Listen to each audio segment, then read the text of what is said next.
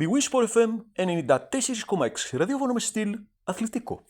Φίλες και φίλοι, γεια σας. 20 χρόνια από εκείνη την επική πορεία της εθνικής μας ομάδας στην Πορτογαλία, που σε κάθε περίπτωση θα μπορούσε να αποτελέσει μια αφετηρία για μια καλύτερη συνέχιση στο ελληνικό ποδόσφαιρο, θα έχουμε τη χαρά και την τιμή να συνομιλήσουμε με 3 εκ των πρωταγωνιστών εκείνης της περίοδου που θα μας αναλύσουν και για τη συνέχεια του ελληνικού ποδόσφαιρου. Ο Κώστας Κοτσουράνης, ο Γιάννης Ογκούμας και ο Γιώργος Σαμαράς είναι μαζί μας. Ο Κώστας θα μας πει μια κουβέντα. Κώστα. Παίξαμε καλά, βάλαμε 2 γκολ, κάναμε ευκαιρίες. Από εκεί πέρα δεν είχαμε την ανάλογη συνέχεια, αλλά θέλω να πιστεύω ότι στις επόμενες διοργανώσεις θα είμαστε ακόμα καλύτεροι. Ευχαριστώ πολύ, Κώστα. Ο Γιάννης Ογκούμας. Παίξαμε φανταστικό, καταπληκτικό ποδόσφαιρο. Εγώ προσωπικά παίζω με τα παιδάκια U18 τώρα, τα μαθαίνω με μπαλίτσα και θα έχουμε, πιστεύω, ακόμα καλύτερο μέλλον. Και ο Γιώργος Σαμαράς. Εντάξει, τώρα δεν ασχολούμαι με τους παππούδες. Τώρα εντάξει, αυτοί υποτίθεται παίζανε μπαλίτσα. Ας πούμε, εγώ τώρα τη δίνω με τη μία έτσι να μην φριτζάρει και το μαλλί, ας πούμε.